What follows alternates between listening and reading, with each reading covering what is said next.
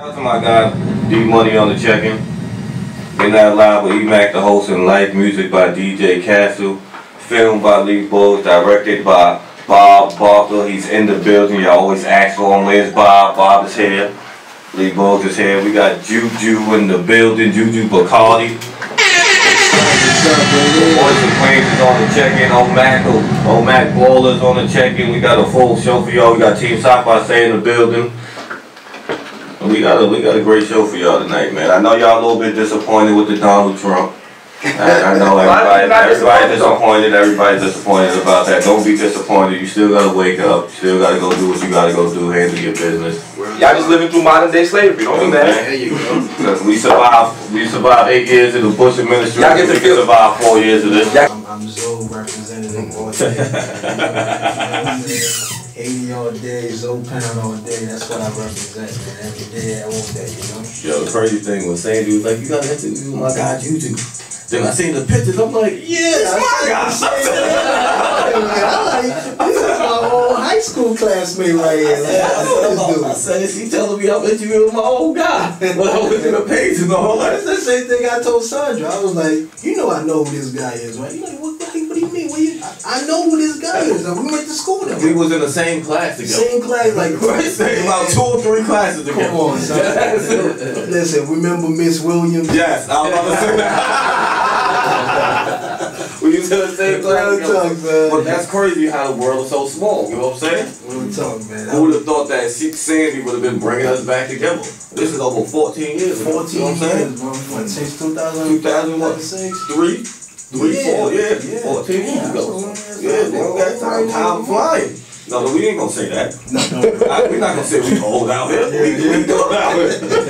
We good. You know what I'm saying? You're right. Now, I gotta ask you this question. Like, I wanna know if this is true, because I didn't know this, and that's crazy. And I went to school with you, and you was raised by your pops, and your mom's abandoned you. Yeah, man, that's something that I kind of kept quiet with for a long time, but I realized that it was affecting me, you know what I'm saying, some type of way. But that's the reason when I wrote my biography, I decided to include this in it. But yeah, really, I didn't know who my mother was. I never knew her. She left when I was only 2 months old, and the first time I met her, I was 13 years old. Yeah, I was 13 years old, but as I understand, when I finally met her and I had a conversation with her, and which is like the same conversation I had with my pops, and I kind of understand why the separation was even an idea. You know what I'm saying? I realized that, you know what I'm saying, like, it wasn't their fault, but at the end of the day, when parents make decisions like that, it's not them that gets affected. It's the kids, it's the child, you know what I'm saying? So, but, you know, I let all that shit, I just forget about all of that. Like, me and her, we have a great relationship now. You know what I'm saying? Like, she calls me for everything. I'm like the man in the house. Like, whatever she needs, she calls me and I'm here. But at the end of the day, you know, she missed out 15 years of my life. You know what I'm saying? Which I can never get back. You know what I'm saying? But at the end of the day, when I look at her, you know, you're my mother, you're the reason I'm here. And I love you forever, you know what I'm saying? And whatever I can do, I do it for you. But those times that she wasn't there, it still affects me some type of way. But I learned how to get over that. You know what I'm saying? Yeah, that's big of you though. Like that's big of you, because some people can't overcome the pain of somebody turning their back on it, regardless of who it is. Of course, like I was traumatized as a kid, especially doing Mother's Day. Yeah. You know what I'm saying? When I see all my friends, you know, having a good time with their moms, and I'm sitting here and I don't even know who my mom's is. I never even seen her face. Because the funny thing about it, but not so funny, is that in modern day society, it's like the dads are the one abandoning, you know, the children, but they never. I say that the reality is there are deadbeat moms, but that's never brought to the forefront because the situation is it's always deadbeat dad. That's the saying. That's the saying. Yeah. And the crazy thing is, my pops, he had 5 kids with my mother, and when she left, I was the last child that they had together. I was the baby. So when she left, you know what I'm saying, she left them with all 5 of us. Mm-hmm. Wow. So he raised all 5 of us throughout the whole time. You know what I'm saying? So that's why I show him a whole lot of respect. Yeah, you know what I'm saying? Like he's strong. He's strong. He dug it out. And that's a different type of strength.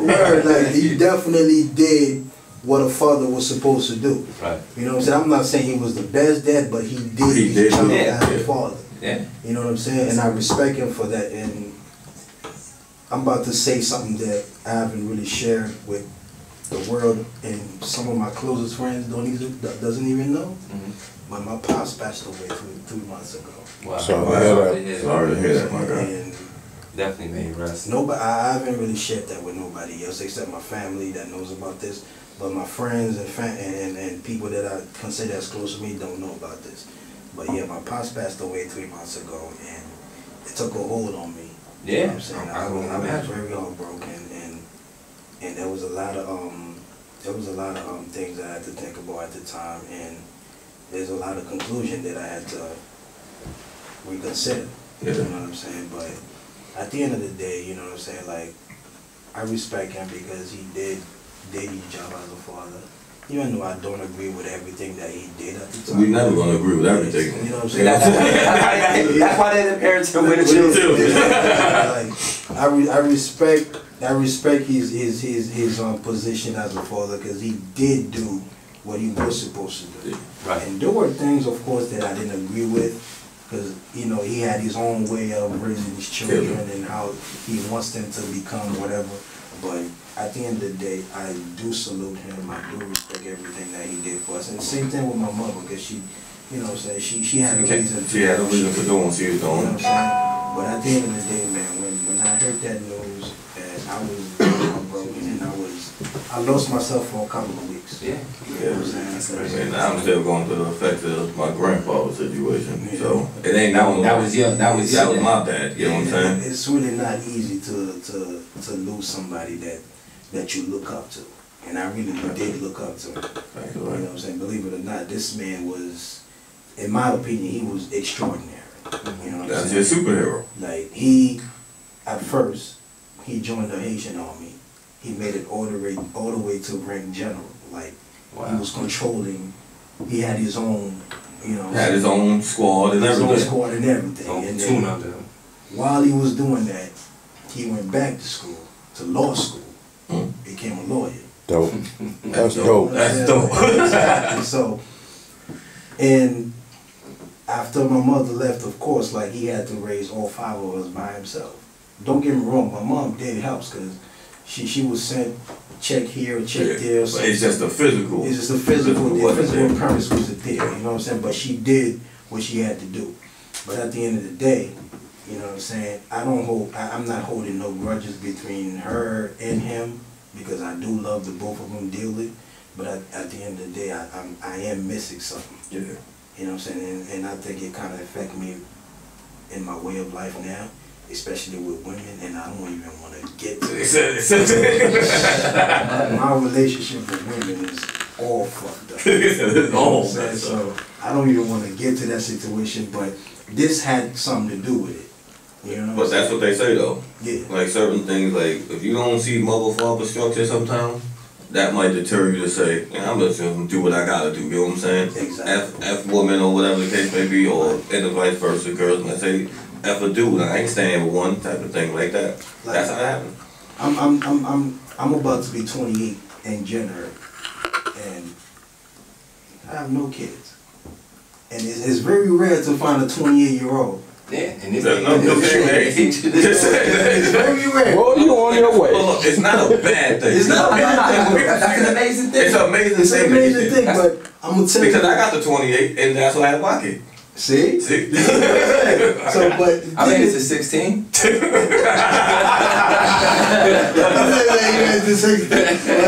That's a good number. I know people with 13, 14 already got 2, 3 kids, so you good.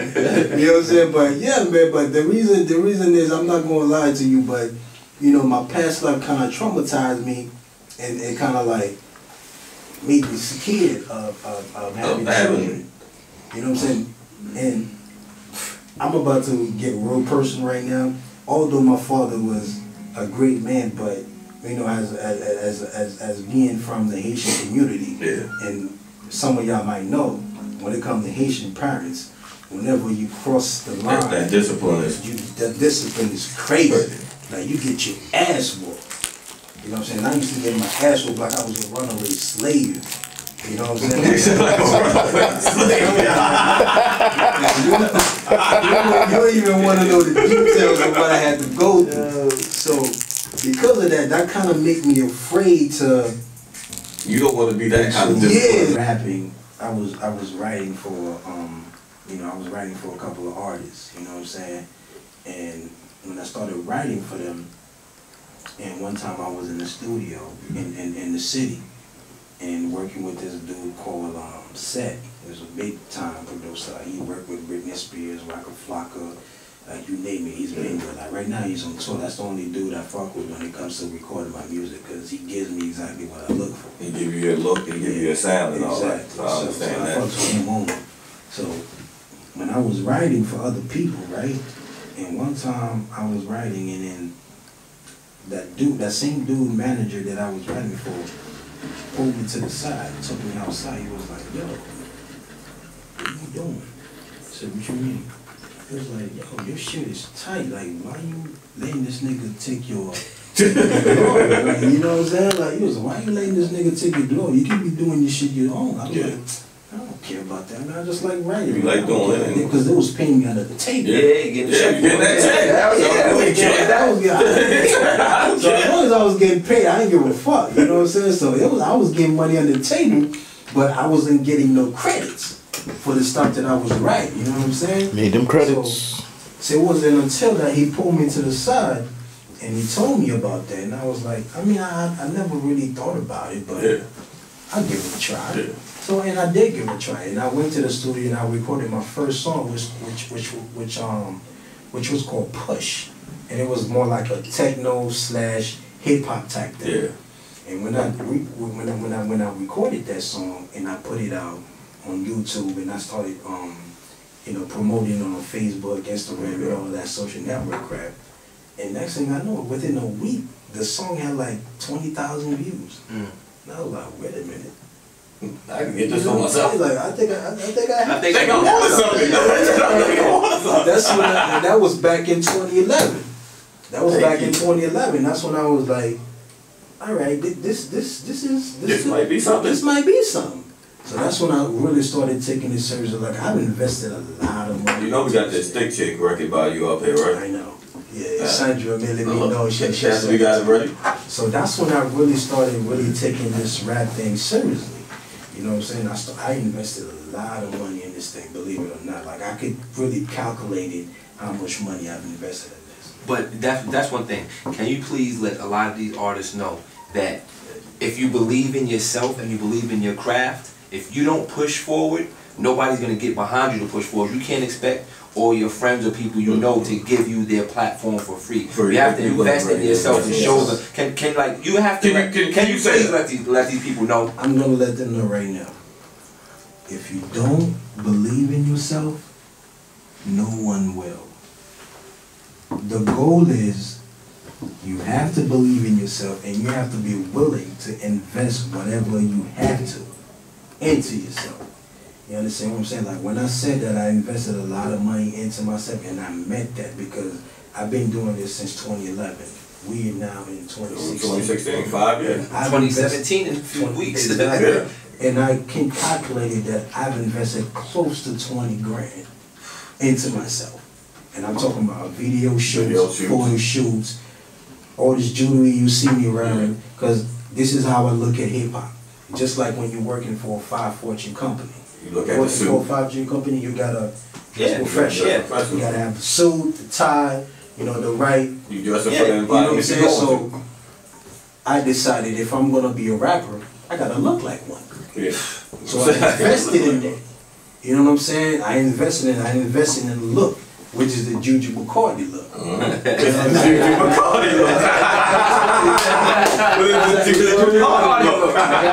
invested in that. So when people see me, they're like, oh shit, that's Juju Bacardi. You know what I'm saying? I go to Starters. That's Juju Bacardi. I go to Heavens. That's Juju Bacardi. I go to Aces. That's Juju Bacardi. And these motherfuckers know me in there. You know what I'm saying? You go to Starless, Heavens, Lust New York, Aces. I guarantee you, they shit my name one time in there. They're gonna say, I know him. They're gonna say, I know who that is. Yeah.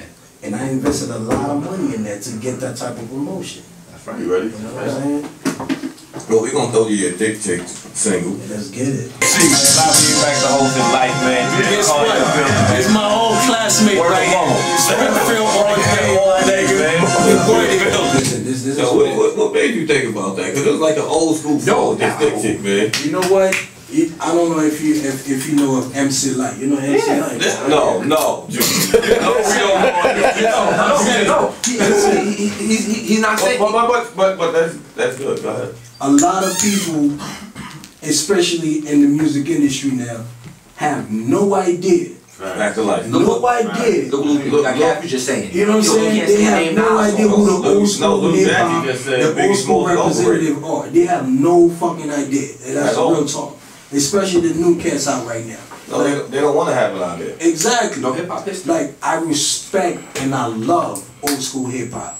And believe it or not, they made my rhyme tighter. Gotta be a fan first. You know what I'm saying? I'm a fan of them first before it comes to Juju Bacardi. You know what I'm saying? And when I picked that song, and believe it or not, that song that MC Light did on that beat, it was called Roughneck. Roughneck. Right? My wife was saying that. Exactly. So I just made a male version of it. Mm-hmm. She like roughneck dudes. Us You black like a dick men were like thick chick. So it was an easy transition. So I just kind of like, you know what? She was talking about what she liked in a man. So I'm gonna talk about what I like in a woman.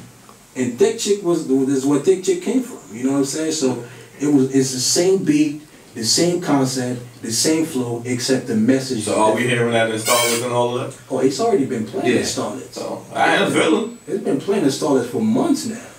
You know what I'm saying? And the girls is loving it. Like the bartenders, the strippers, they're loving it. You cannot go to Starlets. So look. So you're not one of these people that DJ Self was talking about, that they don't know your ass after you come and drop all that money down. No. See, I heard that. It's on my page. I think I saw it. I heard that, and I liked it too. And he's right. And he's absolutely right, because I go to Starlets every Saturday. And sometimes on Fridays. And I see a lot of dudes, up and coming rappers or wannabe rappers, come in there and just throw money like it's whatever. You know what I'm saying? And they don't understand that. You know what I'm saying? By doing that, it's really not, it's a bad investment, to be honest. Because it's a horrible investment. Yeah, it's a horrible investment due to the fact that because you play your record in there once, and the next day nobody's gonna remember who the fuck you are. Fact of life. You know what I'm saying? So I had a plan. When I first started going to Starlets, nobody knew except I owned my own record label. That's why I see myself at, and it's something that's already in the progress. So you basically gone for already. Honestly, right now, a lot of artists are worrying about, you know, I'm trying to get a label to sign me. I'm trying to get a label to recognize me. I'm trying to get a label to put me out there. Like, I can give a fuck about the label. You dig what I'm saying? Because at the end of the day, social network provides everything that a label does. Everything. It made it easier. You now can have your music being sponsored in iTunes, Google Play, Rhapsody, Tidal, or any type of social network, so any type of social network musical download that you want to, you can have it, and you don't need a label to do that. Right now, I own all the royalties to all my songs, to all my rights. I have the writing rights and the publishing rights to all my songs. And before social network even existed, the only people that was allowed to do that was a record label. Exactly right. Now you could do that yourself. You know what I'm saying? And this is the reason why a record label are only interested in rappers that are already established. Yeah. They don't want to put that money. They don't want to put that money in. They want you to build yourself. Exactly. They just want to give you distribution and get the money back. Get the money back off. Exactly. They want you to be able to put your own money into your marketing promotion, and then when it's all said and done, they want to be able to sell you for distribution. They get the money for distribution, then you got to work hard to get your money off your shows. Yeah. Everyone has that too. To be honest, it just did not need it. But they know that. That's why they figure a different way to get the money. Don't get me wrong. It costs a lot of money to do this yourself. Oh, I'm not gonna lie to you, it costs a shitload of money. But that's the reason why record labels somehow becomes important. Yeah, because you don't want to keep putting your money there. Exactly. So they somehow become important because they will invest in you to make you a superstar. Yeah. You know what I'm saying? But me personally, I'm not saying I'm rich, but I'm doing okay for myself. Yeah. But if I had the funds to actually start a label right now, I would. But that's something I plan on doing in the future. With, like you asked me, that's what I keep plan. That's what I plan on doing. Starting my own way. And I already have a name for it. We ain't gonna talk about the name until we see it. You know what I'm saying? Well, we gotta let Juju Bacardi go, man. Team South by Say is up next, and you got the Cypher coming. Cassie told us some music. Oh, we told y'all we got a show, man. We told y'all. Stay in tune with us every Thursday. 10 p.m. to midnight. Live Back to Hold Your Life. Music by DJ Castle. You know we got Lee Books on that camera. You know we got Golden Streets. AKA Bob Walker. Let's get it.